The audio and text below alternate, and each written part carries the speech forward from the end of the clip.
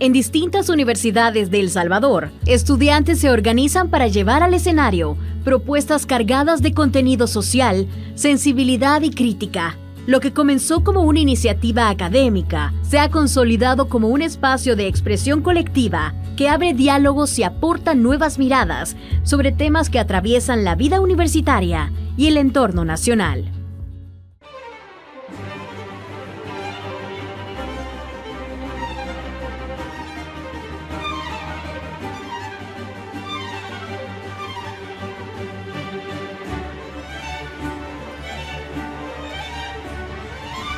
La obra está escrita por Molière. Es una obra que habla de un enfermo, pues la obra se llama El enfermo imaginario. Yo interpreto a Argan, que es un enfermo de aprensión, quien simplemente, digamos que está loco, que está loco y que está buscando amor, buscando atención.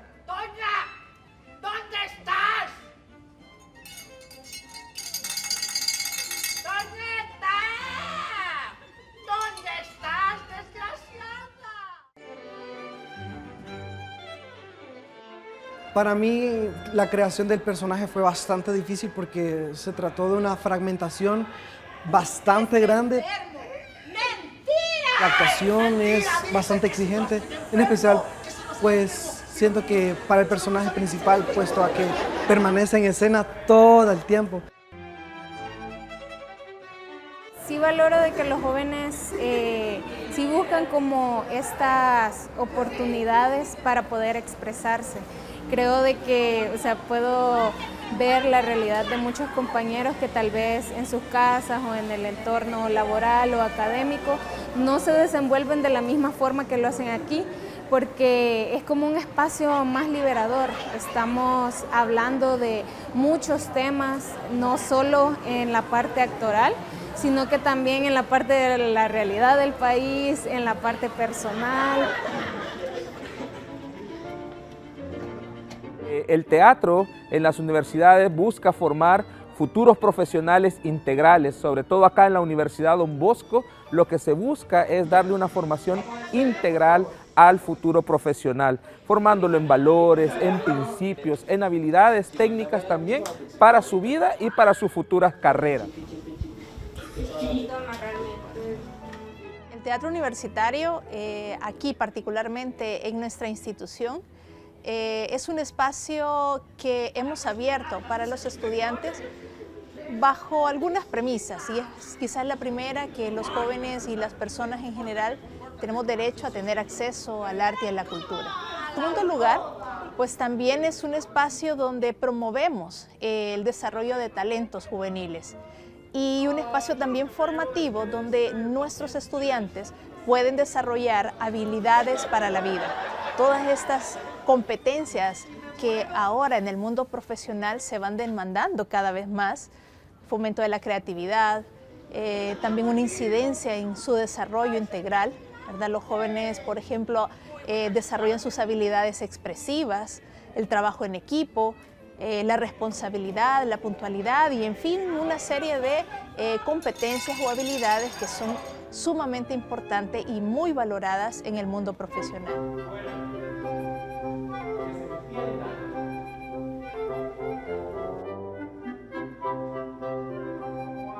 Entonces, quieras o no, a cualquier estudiante, a cualquier persona en general, el hacer teatro le fomenta no solamente su disciplina como una disciplina para formar parte de su cotidiano vivir, sino también ese carácter reflexivo y crítico de la realidad.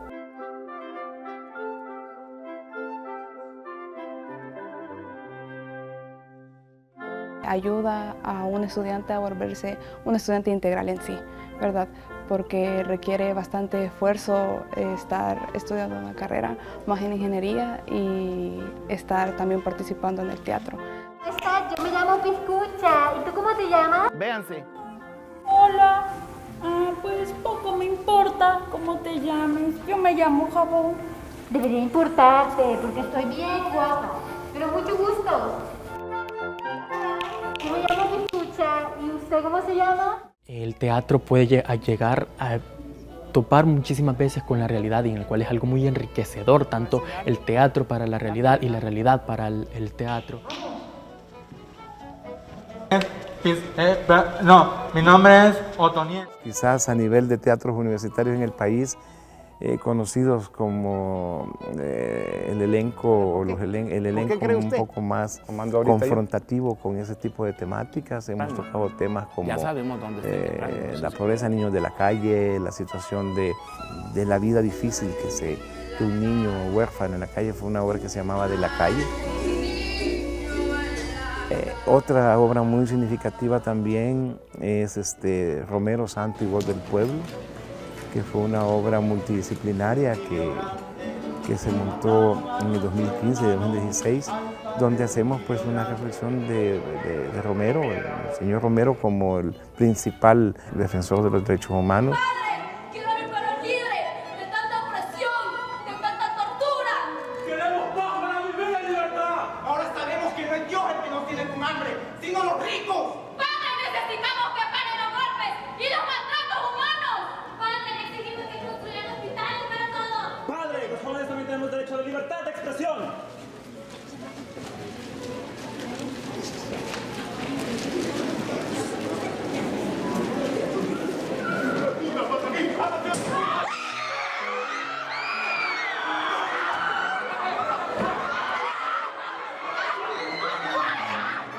El teatro tiene un compromiso social, tiene un contexto, es importante en la sociedad porque se divulga y se proyecta pues, la realidad misma a través de una verdad ficticia que se lleva a cabo en el escenario.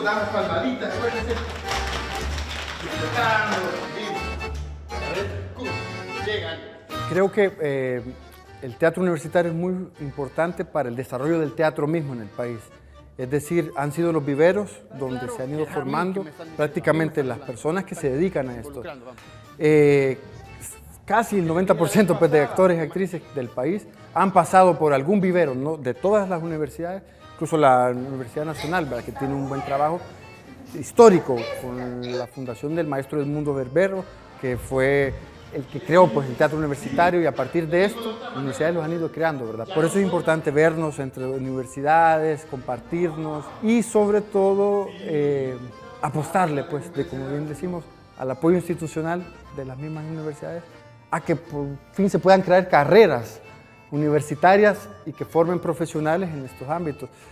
Para mí el teatro es una fuerza que me motiva a seguir todos los días, es una forma incluso de desestresarme de mi día a día. Me siento libre, siento que puedo ser yo misma. El teatro ha sido parte de mi vida desde los 9 años y hoy 10 años después sigo haciéndolo y espero seguir con esto durante toda mi vida.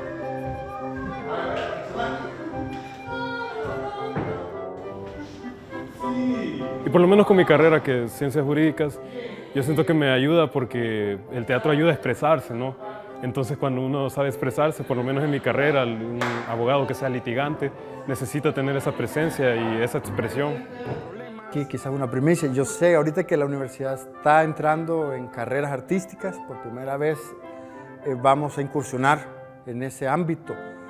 La complejidad es esto, ¿verdad? De que como para aprobar una carrera tiene que haber factibilidad de que va a servirle esa formación a un mercado laboral, que el joven va a entrar a una inserción laboral en algún área de esto. ¿Dónde van a insertarse estos jóvenes? Pero yo creo que la misma creatividad, la misma necesidad va a abrir oportunidades y al haber talento pues, formado, va a poder surgir ámbitos laborales. Creo de que las universidades deberían de tener alguna actividad más abierta para poder impulsar un movimiento de teatro estudiantil. Pero para eso tenemos que entender muchas situaciones de la realidad nuestra y la realidad del arte.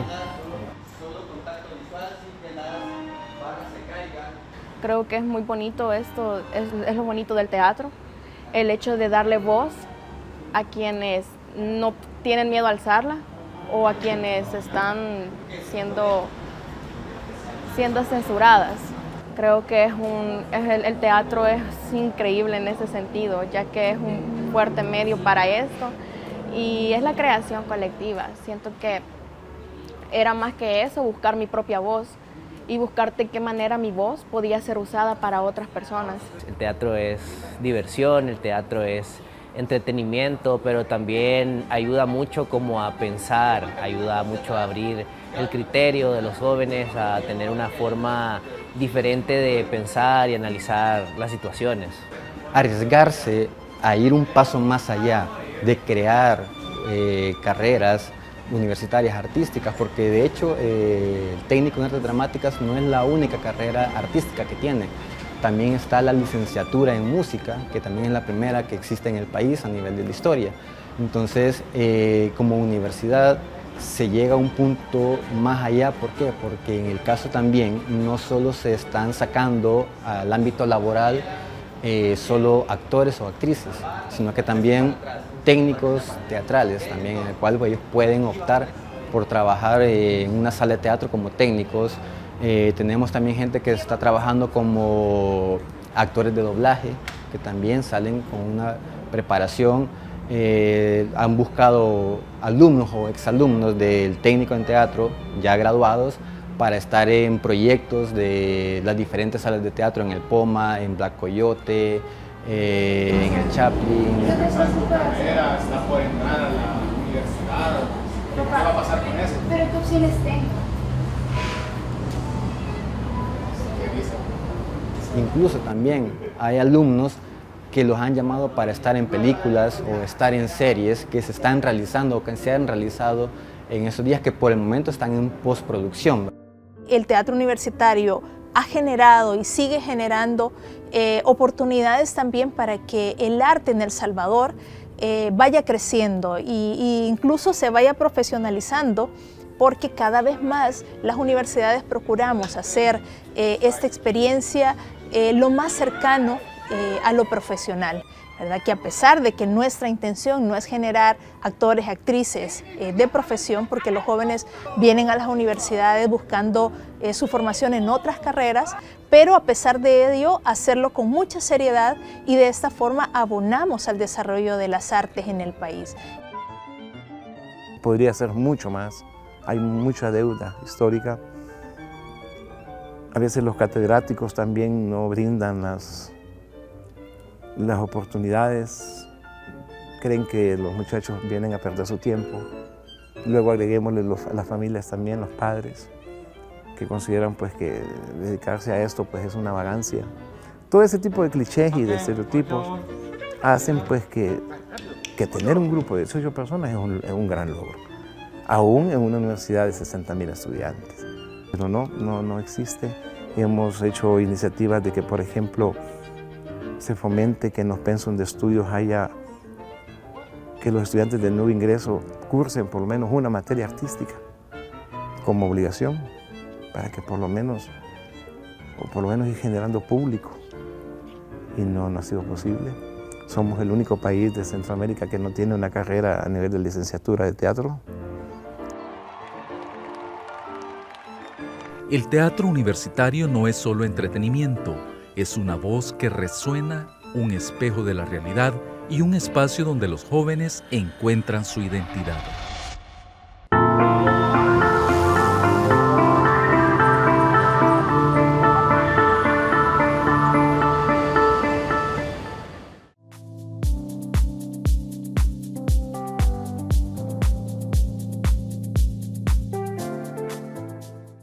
Derechos humanos bajo ataque. Hace aproximadamente mes y medio, el secretario general de la ONU, Antonio Guterres, dijo que los derechos humanos están siendo asfixiados uno a uno por autócratas, el patriarcado, las guerras y el sistema financiero mundial moralmente en quiebra. Están contra las cuerdas y están siendo duramente golpeados. En El Salvador, los derechos humanos se tomaban en serio hace algunos años, aunque hubiera serias deficiencias. Hoy, después de estar sometidos a un severo ataque, los derechos humanos han quedado marginados a lo que el gobierno de Bukele diga o disponga. Ello, por supuesto, con la anuencia y respaldo de la Procuraduría para la Defensa de los Derechos Humanos y el Comisionado Presidencial para el tema, que se limitan a callar o mentir ante la situación actual. el régimen de excepción está plagado de abusos y violencias. Y lo mismo sucede con el encarcelamiento de extranjeros en el SECOT y con otras costumbres y decisiones judiciales que atentan contra la presunción de inocencia, la pronta y debida justicia, el derecho al habeas corpus, el derecho a contar con una adecuada defensa y los derechos de la niñez. Sobre el desprecio y los ataques a los derechos humanos, también la Iglesia se ha lamentado con frecuencia. En efecto, ha insistido en que promover y defender con medios lícitos las verdades morales que se refieren a la vida social, la justicia, la libertad, el respeto de la vida y de los demás derechos de la persona, es un derecho y un deber de todos los miembros de una comunidad social y política. Derecho y deber expresados recientemente a través de la recolección de firmas contra la minería metálica, una acción promovida por la Iglesia Católica Salvadoreña que fue atacada con insultos tanto desde el oficialismo como desde la inmoralidad y la vulgaridad refugiadas en el anonimato de las redes sociales.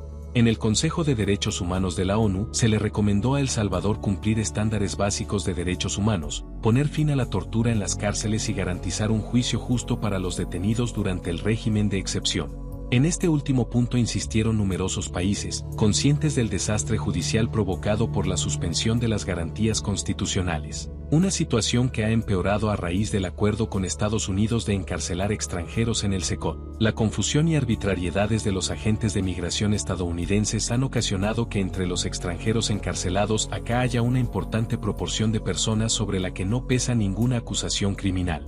Se produce así una privación arbitraria de libertad que viola gravemente tanto los derechos humanos como la Constitución de la República.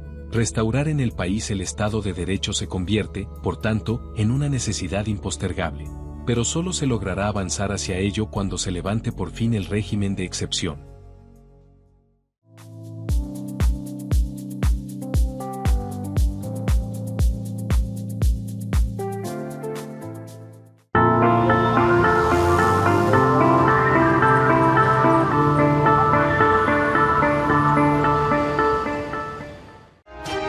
Al filo de la semana. Análisis de temas nacionales e internacionales con un enfoque diferente. José María Tojeira, al filo de la semana. ¿Cómo están? De nuevo al filo de la semana con ustedes. Vamos a empezar hoy por algo fundamentalmente positivo. Se ha inaugurado Surf City 2. No les invito a hacer surf, porque muchos de mis oyentes son gente de la misma edad que yo, ya incapacitados para hacer surf por los años. Pero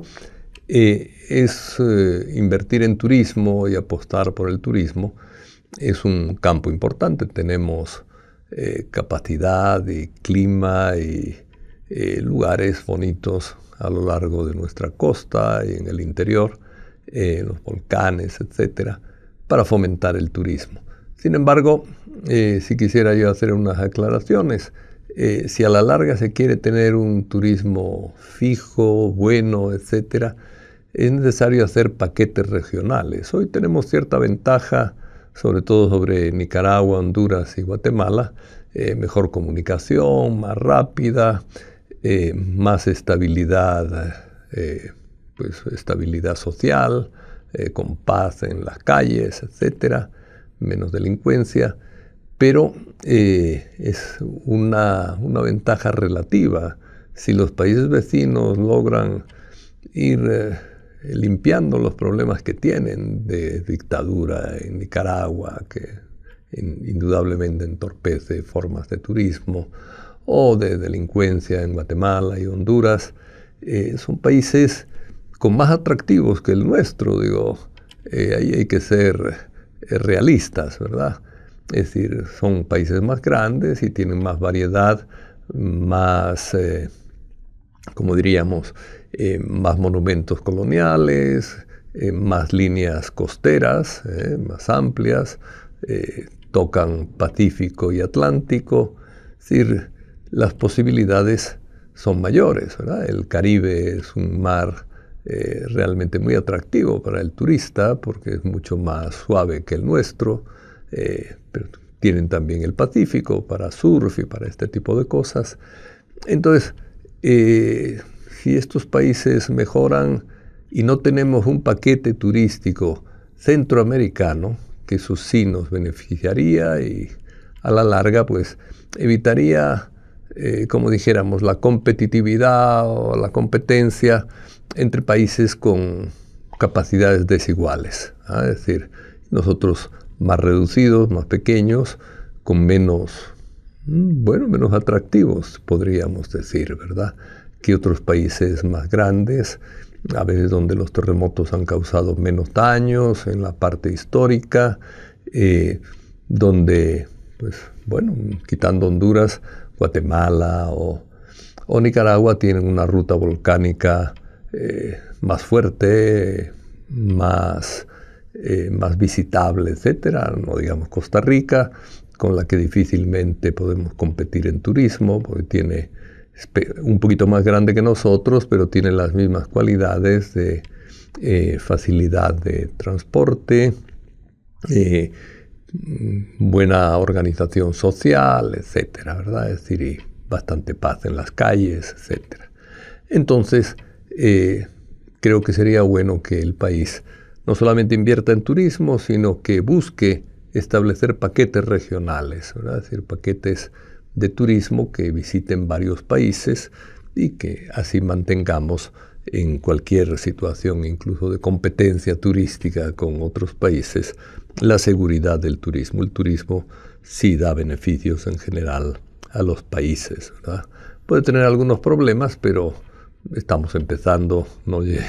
Cuando lleguemos a tener problemas por el turismo, por un exceso de turistas, eso queda muy lejos, de manera que el turismo es una buena apuesta, digamos. Quisiera tocar algunos temas internacionales, aparte de algunos pequeños nacionales, que creo que son importantes. El informe del grupo de expertos de la ONU sobre derechos humanos en Nicaragua es impresionante, son casi 300 páginas, se le da una responsabilidad absoluta en crímenes de lesa humanidad a Ortega y Murillo, ¿verdad?, al dúo gobernante, a la cabeza de la dictadura nicaragüense, y también a 54 funcionarios bien significados y bien ubicados en la cadena de mando que llevó a la comisión de crímenes, como digo, algunos de lesa humanidad, otros graves, pero también judiciables. Creo que es un avance importante dentro de la caída necesaria de esta dictadura en Centroamérica. Evidentemente no van a caer por este informe, pero sí se va haciendo cada vez más claridad en que estas personas, 54 funcionarios, incluidos Ortega y Murillo, tienen que ir a juicio. Eso les va a desesperar y van a tratar de mantenerse, pero también cuando las dictaduras se aíslan y quieren mantenerse a la fuerza, acaban creando las propias raíces de su destrucción, ¿verdad? Hemos visto muchos dictadores caer, ¿verdad? Es difícil que mueran, algunos mueren así, inmediatamente la sociedad cambia, porque los repuestos no tienen ni el estilo ni la fuerza ya para una sociedad desesperada de mantenerse en el poder. Pero eso viene, y yo creo que este es un paso importante para que los mismos nicaragüenses, todo el mundo, sus vecinos, etcétera, sepan que ese régimen de dictadura es inviable, ¿verdad? Es un país hermano nuestro. Ojalá todo se resuelva por la vía pacífica y ojalá gocen de una libertad y democracia más amplia, ¿verdad? También a este nivel es importante ver, acaba de salir también el informe, este 2 de abril, un informe de las Naciones Unidas sobre cómo van los objetivos del milenio. El país ha dicho en ocasiones que no tiene nada que ver con los objetivos, no el país, algunos funcionarios, digamos, han dicho que no tiene nada que ver el país con los objetivos del milenio, pero sí siguen presentes como política, como una línea aceptada, y es importante ver cómo estamos en ese campo. Este informe habla de cómo estamos, ¿verdad? Y hay algunos puntos que son importantes. Por ejemplo, las muertes en tráfico, ¿no?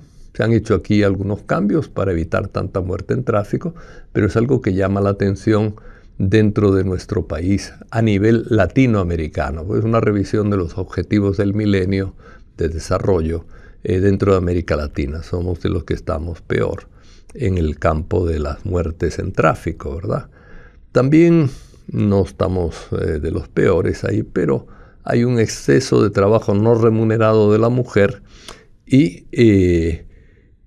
bueno, una desproporción muy grande entre mujeres que tienen trabajo no remunerado y hombres que normalmente mayoritariamente tienen trabajo remunerado y muy poco trabajo no remunerado. Hay mujeres que tienen trabajo remunerado también, pero son pocas. De hecho, el desarrollo de un país es importante. En el desarrollo de un país es importante que todo el mundo trabaje, el que está en edad laboral, y que el trabajo no remunerado, que normalmente es el trabajo en el hogar, se reparta entre los miembros del hogar, ¿verdad? Es decir, no que caiga sobre la mujer y que eso la impida trabajar, ¿verdad? Es decir, cuanta más gente trabaje en nuestro país, más riqueza se produce, eso es evidente, y más facilidad de alcanzar el desarrollo. Eso es otro de los aspectos. También, y esto tiene tal vez algo que ver con el Surf City, no negativamente, pero como dificultad para el Surf City, ¿verdad? Somos de los países que tenemos menor proporción de superficie marina y costera protegida en relación a la zona de uso exclusivo de El Salvador. Nosotros tenemos las 200 millas, bueno, protegemos poco el mar que tenemos. Eso es lo que nos dice los objetivos del milenio, que tratan también de aprovechar el mar que tienen los países que acceden desde sus costas al mar, ¿verdad? Tenemos pocas zonas protegidas. Las zonas protegidas son importantes para el turismo, así como el surf es importante para el turismo, también los lugares donde hay realidades marinas interesantes, de fauna, de flora marina, corales, etc. Zonas protegidas son importantes. Lo mismo estas zonas nuestras costeras que tienen árboles, que tienen mangle, este tipo de cosas son importantes. Bueno, estamos mal en ese punto, nos dice el informe de la ONU. Y también, aunque no somos los peores en esto, ¿verdad? Es decir, pero sí la proporción es un poco alta. Es de muerte por consumo de agua insalubre. Hay incluso una proporción, es decir, aproximadamente un 6-7% de personas mueren a causa del agua insalubre, ¿verdad?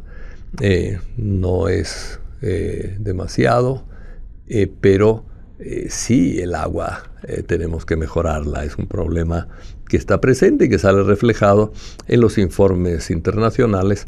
Lo mismo que el aire, hay también bastante gente que muere por contaminación de aire, especialmente aquí en el centro, en San Salvador. Hay una contaminación demasiado fuerte que debe ser enfrentada porque crea problemas respiratorios a la gente. Bien, me he alargado un poquito con estos temas. Tienen raíz internacional, pero también problemática local, ¿verdad? Hay una tendencia a la concentración administrativa dentro del país, creo que no es muy buena, ¿verdad? Si la Dirección de Mercados Nacionales y Locales Comerciales ubicados en espacios públicos, es una nueva dirección que se ha creado, es decir, los mercados es mejor que sean municipales siempre, ¿verdad? Es decir, tenemos por otro lado la DOM, tenemos Andrés para recoger la basura, o Andrés, no sé cómo se pronunciará, pero la gente va a decir Andrés, porque si se escribe Andrés, aunque no le pongan el acento, la gente va a leer Andrés, va a recoger de basura. Bueno, esa concentración administrativa no es positiva. Y no es positiva porque lo normal es que el más débil haga lo que puede hacer, digamos, no asumir todo en el más fuerte, porque eso lleva en general a trámites administrativos más lentos, a veces a corrupción mayor, etc. Es mejor tener distribuido y descentralizado todo, pero con un sistema de control administrativo, digamos, de auditoría, manejada por el Estado que impida la corrupción, ¿verdad? Una inspección anticorrupción importante, pero no una administración estatal, ¿verdad? Hay un principio general que lo tienden en la sana política a utilizar, es el principio de subsidiariedad, que significa que el más pequeño debe hacer aquellas cosas que puede hacer, no debe ser sustituido por el más fuerte, ¿verdad? Es decir, es como por ejemplo la educación inicial antes de los 2 años, digamos, la relación con el niño, pues lo lógico es que la tengan los papás y que no el Estado quiera tener a los niños desde los 3 meses o desde los 6 meses, ¿verdad? Es decir, lo que se puede hacer en familia no lo debe asumir el Estado ni la municipalidad. A partir de los 2 años sí es importante porque ya los papás no tienen tanta capacidad del desarrollo psicológico, motor, etcétera. Es bueno que tengan la experiencia del kinder, todos, etcétera. Y pues quedan las cosas de siempre, ¿verdad? El escándalo del CECOT, que tiene gente inocente ahí dentro. Hay reclamos, están empezando a verlos. Va a haber más reclamos todavía, que es un problema serio. Hay un salvadoreño enviado por error al CECOT. Espero que esté ya liberado, porque no puede ser que El Salvador mantenga preso a una persona que el propio Estados Unidos dice que ha sido enviado por error. Digo, eso sería realmente un atentado contra un salvadoreño hecho por el Estado salvadoreño, si no lo han soltado ya. Deben soltarlo ya. A ese muchacho, no me acuerdo cómo se llama, pero que lo tienen preso ahí. Y el tema de los venezolanos es un tema que hay que estudiar a fondo. No basta con lo que diga Estados Unidos. El Estado salvadoreño, que los tiene aquí, tiene que investigar a fondo cuál es la situación de estos venezolanos y en el caso de que no haya ningún crimen, condena, etcétera, mandarlos inmediatamente hacia Venezuela. Bien, esto es todo por hoy. Nos hemos alargado un poco, creo. Y que se preparen para la Semana Santa que ya viene. Hablaremos un poquito de la Semana Santa y dedicaremos la mayor parte del programa a hablar de la Semana Santa y de los condicionamientos materiales y las experiencias espirituales que nos pueden dar. Al filo de la semana. Análisis de temas nacionales e internacionales con un enfoque diferente. José María Tojeira, al filo de la semana.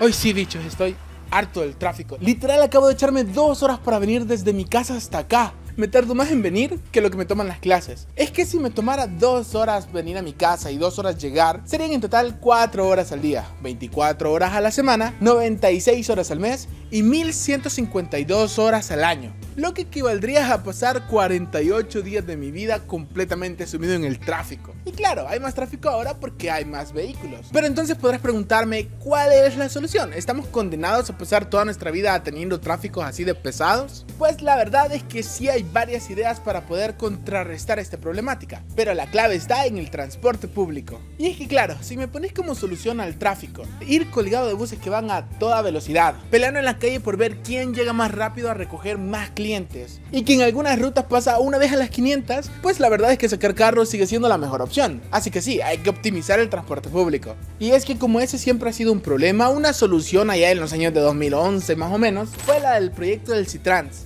Que quién sabe por qué no funcionó, porque la verdad sí se le invirtió bastante dinero. Solamente el Banco Iberoamericano de Desarrollo prestó $45 millones para ese proyecto. La verdad es que fue una lástima porque fue un proyecto mal ejecutado que podría haber sido una buena solución. Y se recuerdan de los tráficos horribles que hubieron durante la construcción de ese carril. No, hombre, es que era súper complicado. Pero en la actualidad hay otras iniciativas como las ciclovías o los semáforos inteligentes, que podrían ser un poco más o menos eficientes, pero al fin y al cabo siguen siendo una idea como solución al problema del tráfico. Pero como les dije, la clave está en el transporte público. Y claro, no hay que dejar de lado que es importante una regulación vial que respete el transeúnte y haga que los dueños y conductores de los buses sigan las reglas establecidas para que así el sistema de transporte público sea lo más óptimo posible. Y miren, no es que le esté echando la culpa a los motoristas, que bueno, sí hay algunos que no deberían conducir porque son unos irresponsables, pero seamos honestos, ellos no es que la tengan muy fácil que digamos, porque imagínate estar despierto desde las 2 o 3 de la mañana y cumplir con una cuota de viajes y pasajeros, para así tener un sueldo que no tiene prestaciones legales, ni tampoco seguro social. Es una situación difícil, ¿no creen? Sin hablar del bus como tal, que te aseguro que muchas de esas rutas en los años 80 ya andaban en circulación, y ahorita todavía siguen andando. Ay no, eso es demasiado exagerado, ¿verdad? Si se propusieran leyes para garantizar un buen y seguro transporte público, les aseguro que el problema del tráfico disminuiría un montón, ya que según datos oficiales del Viceministerio de Transporte, en 2020 solo en la zona metropolitana habían aproximadamente unos 4.412 buses en circulación, repartidos en 170 rutas. Y según Sertracen, en ese mismo año 2020 habían aproximadamente 1.359.000 vehículos privados, con un promedio de crecimiento del 8% anual. Quizás hacer una inversión para cubrir con la demanda de pasajeros actual y unas leyes que garanticen un transporte público seguro y de calidad puedan ser la respuesta a este problema. ¿Y ustedes qué opinan? ¿Creen que esta puede ser una solución o que existen otras? Ya saben que si les gusta esta clase de contenidos pueden seguirnos en todas nuestras redes sociales. Aparecemos como Audiovisuales UCA. Y no se pierdan de este programa la próxima semana. ¿Cómo está la educación pública en El Salvador? Para hablar de esto quisiera recordar las palabras de Nelson Mandela, quien dijo que la educación es el arma más poderosa que puedes usar para cambiar el mundo. Dicho esto, ¿por qué la educación debería ser una prioridad en El Salvador? Pues según lo expresado por el secretario de Cimeduco, Francisco Celada, en una entrevista de ISUCA, las escuelas públicas se encuentran en una situación precaria. Esto se debe a los recortes en el presupuesto brindado para el funcionamiento de estas. Según explicó, años atrás se brindaban $25 por alumno matriculado en la zona rural y $13 por alumno en la zona urbana. Pero ahora ya no es así, ya que la mayoría de centros escolares reciben aproximadamente $1.500 al año para cubrir sus necesidades como reparaciones, material didáctico, compra de pupitres y otros gastos que tenga una escuela. Asimismo, el secretario recalcó que más de 5.000 escuelas en todo el país requieren mejoras en infraestructura y que han sido muy pocas las que han sido remodeladas. En 2022, el gobierno anunció el proyecto Mi Nueva Escuela, el cual prometía la remodelación de alrededor de 5.000 centros escolares en 5 años. Pero hasta el momento, según un informe enviado al Consejo de Derechos Humanos de las Naciones Unidas, en 4 años el gobierno solamente mejoró 424 centros escolares. Y claro que esto es algo urgente, porque así es como se ven algunos centros escolares. También, Francisco Celada mencionó que el paquete escolar que se brinda a los alumnos ha venido decayendo en calidad y cantidad, ya que ahora son menos los útiles escolares que se brindan en comparación con años anteriores. Asimismo, indicó que hay una mala organización al momento de repartir los útiles y uniformes, ya que estos se reciben muy tarde o cuando el año escolar ya inició, obligando a los padres en siempre terminar gastando en estos materiales. Otra cosa que es importante de mencionar es que hasta la fecha al menos unas 44 escuelas han sido cerradas este año según el Frente Magisterial Salvadoreño, lo que también es preocupante. El presupuesto de educación para este año tiene un recorte de al menos unos $34 millones. ¿Y en qué se traduce esta reducción? Pues se traduce en la reducción de los fondos que cubren todas estas necesidades, que sí deberían ser una prioridad. ¿Qué opinas sobre este tema? Si querés enterarte de más, búscanos en todas nuestras redes sociales como Audiovisuales UCA y no te pierdas el próximo programa.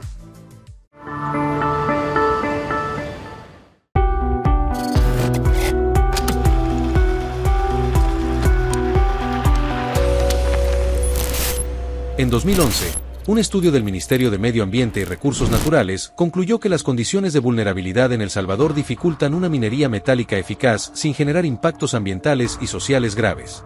Esta conclusión fue determinante para que, en 2017, el país diera un paso histórico, convertirse en el primero del mundo en prohibir la minería metálica. Aquí estamos en la mina de San Sebastián, del departamento de La Unión, específicamente del municipio de Santa Rosa de Lima. Esa es la realidad que nuestra gente tuvo que vivir por décadas.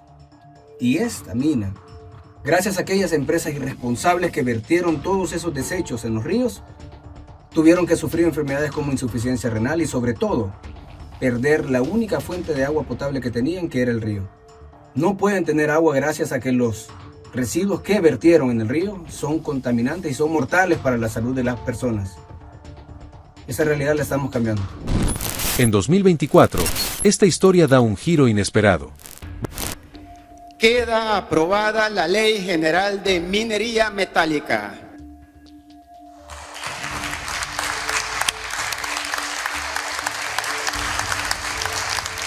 Estamos sentando las bases de un nuevo desarrollo económico en el país y en esta ocasión de una nueva industria económica que va a conllevar también en la generación de empleos, en la generación de recursos que el país necesita y una serie de beneficios que creo que merecemos darnos la oportunidad como salvadoreños. Recordemos que toda actividad humana genera algún desgaste al medio ambiente, pero ahora contamos con prácticas a nivel internacional que permiten que ese desgaste que hay al medio ambiente sea lo menos que se pueda desarrollar en esta actividad. Bajo la promesa de desarrollo económico y una minería responsable, una nueva ley ha reactivado esta práctica, planteando dudas cruciales sobre los impactos sociales, ambientales y económicos que podría tener en el futuro de nuestro país. ¿Repetiremos los errores del pasado o protegeremos el bienestar de las próximas generaciones?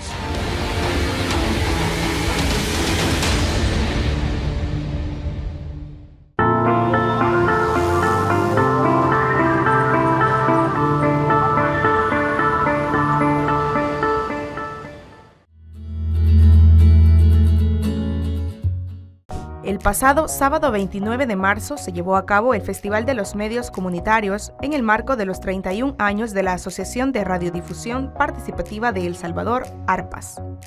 31 años de hacer comunicación comunitaria, participativa, alternativa, 31 años de estar en los territorios acompañando a las comunidades desde la comunicación popular.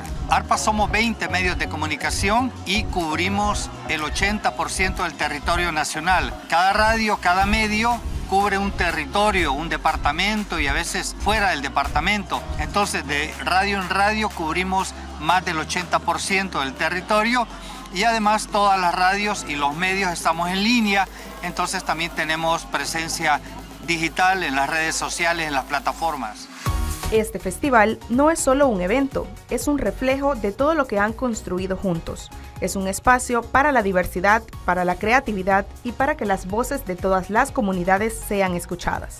La radio feminista es una radio que apoya la lucha y la reivindicación de los derechos de las mujeres a través de nuestros programas y podcasts y también denuncias y pues que nos permite también conocer las luchas de diferentes organizaciones de mujeres y organizaciones LGTBI que también pues hacen desde la voz, desde la comunicación, nos permite llegar a diferentes puntos donde podamos comunicar lo que se está haciendo y las diferentes campañas también que se hacen para prevención de violencia. Lo que motivó el surgimiento de las radios comunitarias fue la necesidad de las comunidades, especialmente rurales, de contar con medios de comunicación que les permitiera concretar su libertad de expresión y el derecho a la comunicación. Es por ello que ARPAS fue creada el 20 de febrero de 1994. Dentro de todo ese contexto, digamos, en el que la radio nace, también hay que decir de que nos regresamos en guerra y comenzamos también a dinamizar otro trabajo comunicacional en otro nivel, ya en el territorio, digamos, ubicarnos entre los municipios de Mienguera y Jocoitique. Nacemos como una radio mercado, con aparatos distribuidos en los diferentes puntos de la comunidad y nuestra primera función fue la denuncia a la violación a los derechos humanos. El nombre de Segundo Montes viene de uno de los sacerdotes jesuitas que fue masacrado el 16 de noviembre de 1989. Todos nos preguntan, ¿y por qué Segundo Montes? Porque hay monte o por qué. No les decimos, miren, la radio lleva el nombre de uno de los sacerdotes jesuitas que se encariñó de la comunidad en Colomoncagua. Acordémonos que el padre Segundo Montes era un filósofo, estudió el fenómeno de refugiados a nivel de Centroamérica. Más que una celebración de 3 décadas, es un trabajo que fortalece el impacto de los medios de comunicación en cada rincón de El Salvador. Además, es un recordatorio de que la lucha por la justicia, la equidad y la libertad de expresión continúa, y juntos, como sociedad, seguimos fortaleciendo la comunicación alternativa.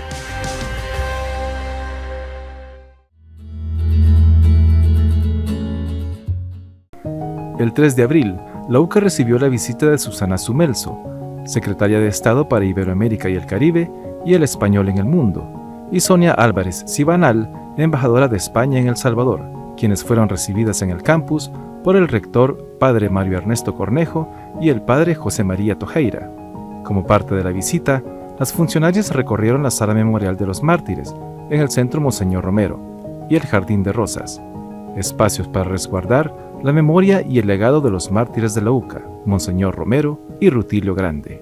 Posteriormente, Sumelso y Álvarez visitaron la capilla de la universidad, donde entregaron una ofrenda floral en homenaje a Ignacio Yacuría y sus compañeros jesuitas asesinados en 1989.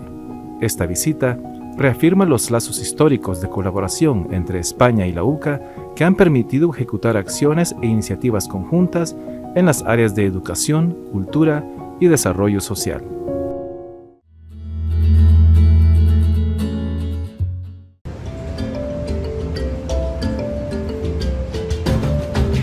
La UCA se pintó de blanco y azul con la inauguración del Pasaporte Global Guatemala, en la cual se contó con cuerpo diplomático, así como autoridades universitarias y público en general. En el evento se tuvo la exposición del acervo bibliográfico y multimedia guatemalteco. Además, se contó con la ponencia titulada Rafael Landívar, Exilio e Identidad Americana en el siglo XVIII, impartida por el Dr. Ricardo Roque Valdovinos, jefe del Departamento de Filosofía de la UCA. Y también se contó con la exposición de fotografías Así es Guatemala, tradición, cultura y belleza natural.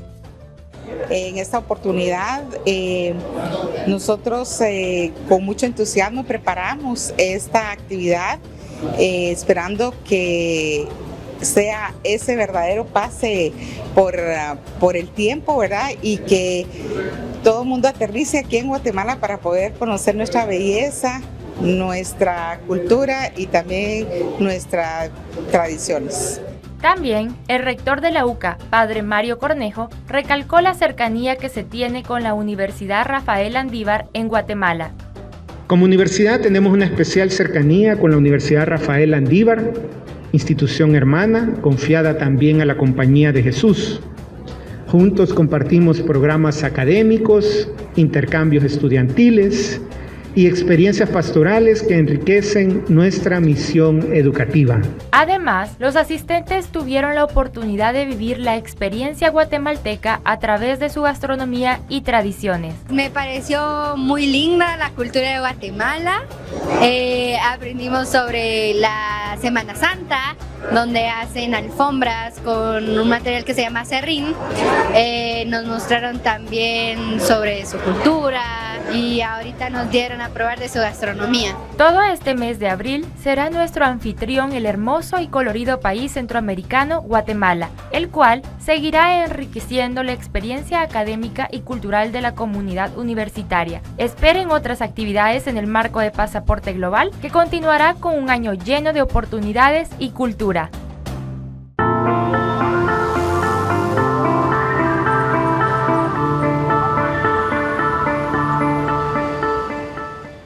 No se pierda la próxima emisión de su programa Miradas. Se pide permiso a Guatemala, que es donde estaban las autoridades eclesiásticas, para elegir una pequeña iglesita en lo más alto de San Salvador, donde terminarán los viacrucis de la época de la Cuaresma y de la Semana Santa. Con eso también nace esa hermandad